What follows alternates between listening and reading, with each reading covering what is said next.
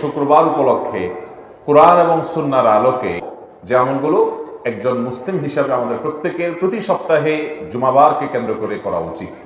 এই আমলগুলোর ভিতরে সর্বপ্রথম আমল হলো জুমা বারের মূল আমল, যে আমলকে কেন্দ্র করে পুরো বারের শ্রেষ্ঠত্ব নির্ধারিত সে আমল, অর্থাৎ জুমার সালাত আদায় করা, জুমার নামাজ পড়া। জুমার দিন, এই দিনটা আল্লাহর কাছে এত গুরুত্বপূর্ণ যে এই দিন সম্পর্কে, এই দিনের যে জুমার যে নামাজ, এই নামাজ সম্পর্কে আল্লাহ তাআলা কোরআনে কারীমে শুধুমাত্র একটা আয়াত নাযিল করেন না, গোটা একটা সূরা, আস্ত একটা সূরা নাযিল করেছেন। সূরার নামই দিয়েছেন সূরাতুল জুমআ।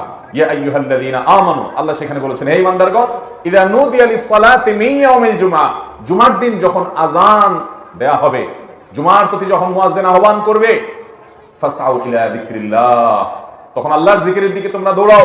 ওয়াদারুল বাই', বেচা কিনা, ব্যবসা বাণিজ্য সব রেখে দাও এবং আল্লাহর ডাকে সাড়া দিয়ে চলে যাও। ইমানদারের কাছে ফরজ নামাজের মধ্যে অন্য সব সাধারণ ওয়াক্তের চাইতে জুমার নামাজের গুরুত্ব অনেক বেশি। তাহলে জুমার দিনের প্রধান আমল হলো জুমার নামাজ আদায় করা। সপ্তাহের মধ্যে যত দিন আছে এর মধ্যে সবচেয়ে সেরা শ্রেষ্ঠ দিন হলো এই দিনটা, এই জন্য জুমার নামাজ জন্য আগে আগে যাওয়া, এটা হলো জুমার দিনের প্রথম আমল।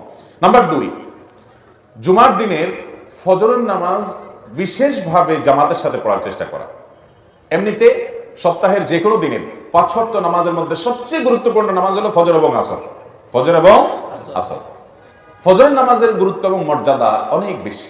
বিভিন্ন হাদিসের আলোকে ফজর নামাজের প্রায় 10টি ফজিলত এবং গুরুত্বের কথা আমরা জানি। 10টি বিশেষ ফজিলত আছে যেগুলো অন্য কোনো নামাজের নাই, ফজরের নামাজের আছে। এই জন্য ইবলিস ফজরের নামাজে যাতে আমরা উপস্থিত হতে না পারি, এই জন্য বিশেষভাবে সে ডিউটি করে। নবী করিম সাল্লাল্লাহু আলাইহি ওয়াসাল্লামের হাদিসে তার বিস্তারিত বিবরণ আসছে। দেখবেন অন্য কোনো নামাজ পড়তে এত কষ্ট হয় না যত কষ্ট হয় ফজরের নামাজ পড়তে। এই জন্য মুসল্লিদের মধ্যে যারা ক্রিম মুসল্লি, মুসলমান হিসাবে যারা এ ক্লাসের, আফার ক্লাসের মুসল্লি, সেই মানুষগুলোকে ফজরের নামাজে মসজিদে জামাতের মধ্যে পাবেন, পুরুষদেরকে। এটা হলো সমাজের সবচাইতে আফার ক্লাসের মুসল্লি। ফজরের নামাজের মধ্যে আবার সবচেয়ে শ্রেষ্ঠ এবং গুরুত্বপূর্ণ ফজরের নামাজ হলো জুমার দিনের ফজরের নামাজ, যে আফদালুস সালাওয়াতি ইনদাল্লাহ, আল্লাহর কাছে দুনিয়ার যত নামাজ আছে এর মধ্যে সবচেয়ে শ্রেষ্ঠ নামাজ হলো সালাতুল ফজর ইয়াউমাল জুমআতি মাআল জামাআহ, জুমার দিনে জামাতের সাথে পুরুষরা ফজরের নামাজ পড়লে এটা হলো আল্লাহর কাছে সবচেয়ে শ্রেষ্ঠ নামাজ। মুহতারাম হাজরিন, তাহলে জুমার দিনের দ্বিতীয় আমল হলো এই দিনের ফজরের নামাজটাকে অন্য সপ্তাহের যে কোনো ফজরের চাইতে গুরুত্বপূর্ণ মনে করি কোনোভাবে এই দিনের ফজরের জামাত মিস হতে দেওয়া যাবে না। ঠিক আছে না? ইনশাআল্লাহ চ্যালেঞ্জ নিতে হবে। জুমার দিনের 3 নম্বর আমল হলো জুমার দিনের ফজরের যে নামাজ, এই ফজরের নামাজের কেরাতটা হবে অনেক লম্বা। প্রথম রাকাতে সূরা সাজদা তেলাওয়াত হবে আর দ্বিতীয় রাকাতে সূরা তাহার তেলাওয়াত হবে। বুখারী মুসলিম একজন বর্ণনা করেছে যে নবী করিম সাল্লাল্লাহু আলাইহি সাল্লাম জুমার দিন ফজরের নামাজে, ফজরের ফরজ সালাতে তিনি ইমামতি করতেন, এই 2টা সূরা পড়তেন। এই 2টা সূরা দিয়ে নামাজ পড়লে মিনিমাম 20-30 মিনিট সময় লাগবে। আমরা মহল্লাবাসী যদি এরাদা করি যে সুন্নতটা সপ্তাহে একটা দিনই, তো ইমাম সাহেব যদি হাফেজ সাহেব হন, হাফেজ সাহেব না হলেও বলতে হবে ইমাম সাহেব আপনি সূরা সাজদাটা বড় সূরা একটু মুখস্থ করে নেন, সূরা তাহারটা মুখস্থ করে নেন। আমরা এই সুন্নতের উপর আমল করতে চাই, ইমাম সাহেবকে উৎসাহ দিয়া আমরা আমল করার চেষ্টা করবো না ইনশাআল্লাহ। নাম্বার 4, জুমার দিনের 4 নম্বর আমল হলো গোসল করা, সুগন্ধি লাগানো, মেসওয়াক করা। মুসনাদ আহমদের একটা হাদিসে বর্ণিত হয়েছে, নবী করিম সাল্লাল্লাহু আলাইহি সাল্লাম বলেছেন যে ব্যক্তি জুমার দিনে গোসল করবে এবং সুগন্ধি ব্যবহার করবে, মেসওয়াক করবে এবং মসজিদে আগে আগে যাবে, সেখানে গিয়ে কোনো কথা বলবে না, আল্লাহ যতটুকু সাধ্য দিয়েছে ততটুকু নামাজ আদায় করবে এবং ইমাম সাহেবের খুতবা ভালো করে শ্রবণ করবে। তো 2 জুমার মধ্যবর্তী যে ছোটখাটো গুনাহ থাকে আল্লাহ তাআলা এগুলো মাফ করে দিবেন। এই জন্য ভাইরা, জুমার দিনের এই হাদিসে 3টি কাজের কথা একসাথে চলে আসছে, আমরা একটা পয়েন্টই বলতেছি। 4 নম্বর আমল হলো গোসল করা, সুগন্ধি লাগানো এবং মেসওয়াক করা। 5 নম্বর আমল হলো আল্লাহ তাআলা যা পোশাক দিয়েছেন এর মধ্যে সবচেয়ে ভালো পোশাকটা পরবেন জুমার দিনে। আবু দাউদের হাদিসে বর্ণিত হয়েছে, যেটা আবু সাঈদ খুদরি এবং আবু হুরায়রা রাদিয়াল্লাহু আনহু বর্ণনা করেছেন, যে এই দিনে যদি কেউ ওই যে গোসল করে, মেসওয়াক করে এবং উত্তম পোশাক পরিধান করে, হাদিসে উত্তম পোশাকের কথা বলা আছে, তাহলে 2 জুমার মধ্যবর্তী গুনাহ খাতা আল্লাহ তাআলা মাফ করে দেন। তো এই জন্য যে পোশাকগুলো থাকবে ওর মধ্যে উত্তমটা পরবো আমরা, এটা আলহামদুলিল্লাহ আমরা বেশিরভাগ মানুষ আমল করি। 6 নম্বর আমল হলো জুমার দিনে 5টি বিশেষ কাজ করা। এই কাজগুলোর মাধ্যমে আল্লাহর জমিনে যত সওয়াবের কাজ আছে এর মধ্যে সবচেয়ে শ্রেষ্ঠতম সওয়াবের কাজ আপনি করতে পারবেন। তাহলে জুমার দিনে গোসল উত্তম রূপে করা, ভোরে উঠে ফজর নামাজ জামাতের সাথে পড়ার পাশাপাশি জুমার নামাজে আগে আগে যাওয়া এবং পায়ে হেঁটে যাওয়া, বাহনে না চড়া এবং ইমামের খুব কাছাকাছি যত সম্ভব গিয়ে বসা।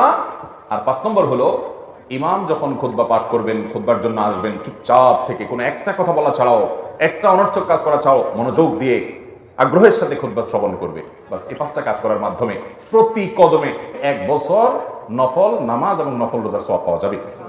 সহজ কথা না ভাই। মুহাদ্দিসিন ইকরাম অনেকে বলেছেন ইসলামে অনেক ফজিলতের হাদিস আছে, ইসলামে যত ফজিলতের হাদিস আছে এর চাইতে বেশি ফজিলতের কোনো হাদিস ইসলামে আর নাই। সর্বোচ্চ ফজিলতের হাদিস হলো এটি জুমার দিনের। আমল করার চেষ্টা করবো না ইনশাআল্লাহ। তাহলে এটা হলো জুমার দিনের 6 নম্বর আমল। 7 নম্বর আমল হলো জুমার দিন মসজিদে যে 2 রাকাত তাহিয়াতুল মসজিদ আদায় করা।